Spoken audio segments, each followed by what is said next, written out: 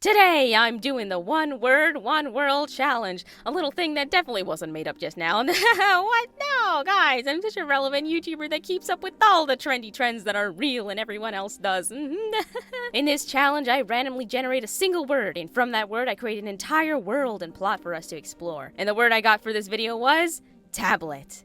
I've cooked up a little something for you, and the story turned out to be a bit of a riddle, so keep your eyes open if you want to answer the question at the end of the video. For now, though, all you have to do is sit back, grab a cup of Mountain Dew or something, I don't know what you freaks drink, and listen to a tale about a man who faces 9 deaths to save his kingdom from a terrible curse. Long ago, there existed a land split by black water. They say there was a time that the land existed as one, but after centuries of war, the goddess of death, Mors, split the land and cursed the water, so that any soul who dared to try to cross over would be forever lost to the pitch-black sea. Myros, Elysia, and Sulfran were the 3 main lands that prevailed after the split. They say that Mors settled on Elysia and claimed it as her own, and a century of peace came to their people. However, the peace did not last, as man soon tried to cross the sea again. The result buried whatever was left of Elysia in miles of rubble. Gone were their palaces, their people, and soon their name, as they were known in history henceforth as the Dead Continent.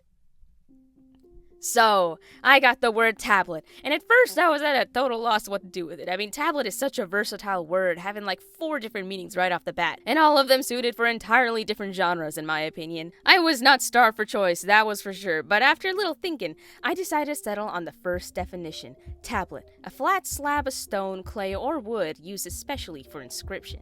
I'm a sucker for ancient settings after all, and when I saw this definition, I was immediately inspired by a piece of ancient Greek history, actually.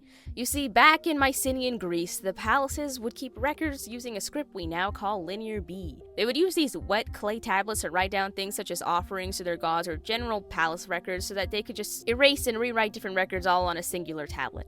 This was one of the only real proofs of written language at the time. However, in the fire that was meant to raise them from history, those clay tablets actually baked and solidified, leaving permanent proof of their existence and culture in the ashes. Immediately, I latched onto this idea of tablets that survived the burning of an entire civilization. That's what I wanted to base this entire story on, but perhaps in a bit more of a fantastical setting. So, meet the main character. This is Lorik Asgir, a warrior of Myros who has yet to have fallen to the mysterious plague that's haunting the other soldiers of the kingdom. This plague weakens the disease until they are in a state between life and death, and their souls get stuck halfway out of their bodies like so. Basically, imagine dark fantasy zombies. That's what this is. I just wanted an excuse to throw some. The Iron King, king of Myros, believes that this plague is not a sickness but a curse, placed upon them by the vengeful Lady Death Mors. He thinks that Elysia struck a deal with Mors and that it was their fault that the goddess would no longer accept Myrosians into her afterlife. But the king says that he knows the cure. He says that it comes in the former royal gardens in Elysian soil, and so Lorik must travel there and retrieve it for the sake of their people. The ever-loyal and slightly egotistical Lorik agrees easily to the task and is probably the only one of the grim-faced men who wants to be on the ship they're sent out on. He is also the only one who survives. The ship goes down and Lorik awakes alone in the Dead Continent. Here in the Dead Continent, the real story begins. This is also where the tablets finally come into play. You see, I really wanted to lean into the idea of a land whose history has been erased with its people, and Lorik, a sworn enemy of Elysians, is now the only one who can uncover the truth of what happened. And the truth comes in the form of, you guessed it, clay tablets. Lorik finds the first in an empty temple ruins, but it's not alone.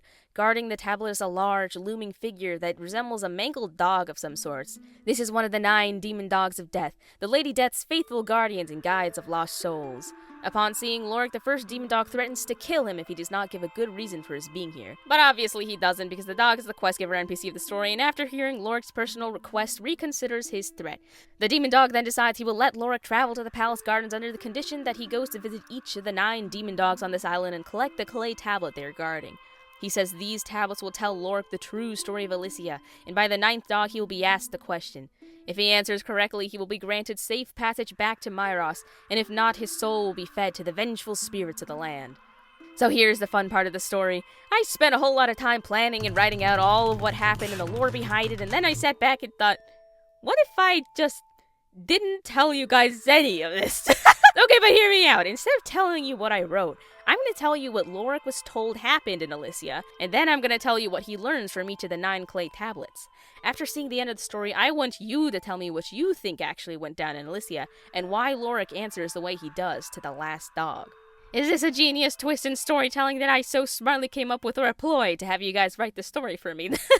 I guess we'll never know. Keep in mind that I'm using the Mycenaean tablets as a reference point, so the only things recorded on these tablets are records around the palace. Still, I think there will be enough to piece together a coherent idea of what happened. So, in this world's history, Elysia was paradise. The previous Iron King of Myros believed that Elysia had unlocked the secret to immortality because of their faith to Moors. Blah blah blah. King wants secrets, Elysia says no, tension happens. Myros was facing a terrible famine at the time, so Elysia's refusal ended up costing them thousands of lives.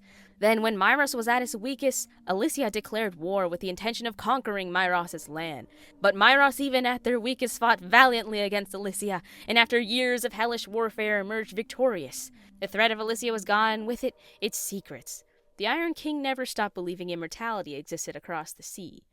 Years passed, however, and all of a sudden, a plague started within the newest king's walls. This plague started off in the maids as rashes and fevers, enough to put off as just another sickness that would pass. But then, all of a sudden, the warriors of Myros began to fall one by one. The Iron King locked them away to stop the spread of the sickness and demanded that the remaining warriors go to what remains of Elysia to find the cure. And that brings us to now. Lorik faces 9 demon dogs with clay tablets, and these are what each of them says. The first tablet is an offering of grapeseed oil to Messis, their god of harvest. The second is a record of passage of jewels outside of Elysia. Emeralds, pearls, and a golden cup of worship is sent overseas. The third records a great deal of harvest foods and alcohol brought into the palace. At the end is a gourd of wine offered to Libera, the goddess of hospitality. The fourth is found in the heart of the palace, recording the receiving of makeup tins, specifically red paste received from Myros. The fifth is a passage from the royal gardens, herbal formulation, hand salve, and syrup of sweet flag. The sixth is a note. It seems to be a record of refusal of trade. Elysia will not correspond with Myros any longer. The seventh is a warning, and seems to be a counterpart to the fourth.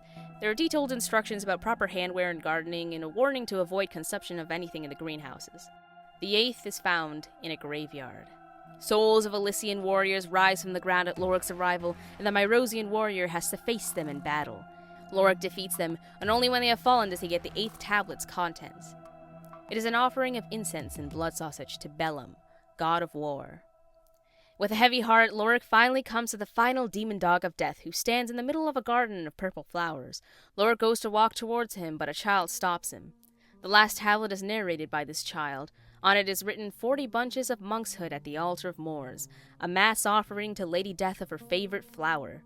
Immediately upon seeing it, Lorik breaks down because he remembers he has seen this flower before. The demon dog asks his final question. He asks, "Lorik, what will you take home from this island?" Lorik thinks of all the soldiers he's fought alongside, rotting in the confines of some corner of Myros, and comes to the conclusion. The hero says, "I will bring my sword and nothing more." The demon dog accepts his response, and Lorik is granted passage back to Myros. Once he gets back, he marches through the doors of the palace, up the steps to the throne, and beheads his one and only king. Lorik is understandably executed for treason, but after the king's death, the zombified soldiers eventually perish, and not a single soul ever falls to the mysterious illness again. The people of Myros were saved.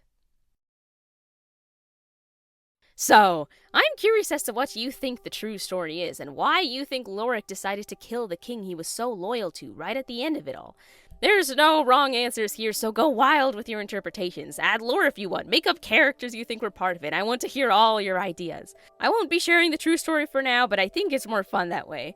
I will say that this challenge was a lot more fun than I expected. It's a great way to get yourself brainstorming out of the box when you get that singular word. That's why if you enjoy storytelling, character creation, or any of that, I challenge you to also try the one word, one world challenge.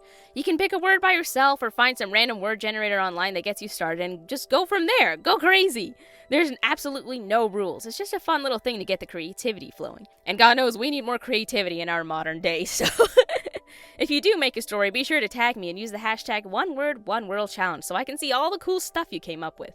And as always, if you like this video, please consider subscribing. Supporting the channel allows me to keep spending way too long making random stuff like this, so indulge me. Behind me is a bunch of the candle OCs you guys made for my last story type video. And I know I'm so late to featuring them. I wanted to wait until I had another story type video so I could show them off, but that took a lot more time than I expected because I keep getting other ideas and I keep getting off. But anyway, I finally did it. And here they all are. I loved reading through all of your guys' ideas for these OCs. And a lot of their designs and stories are so unique. So I had to put them out here. I hope you guys enjoyed this video, and I'll see you in the next one. Bye-bye!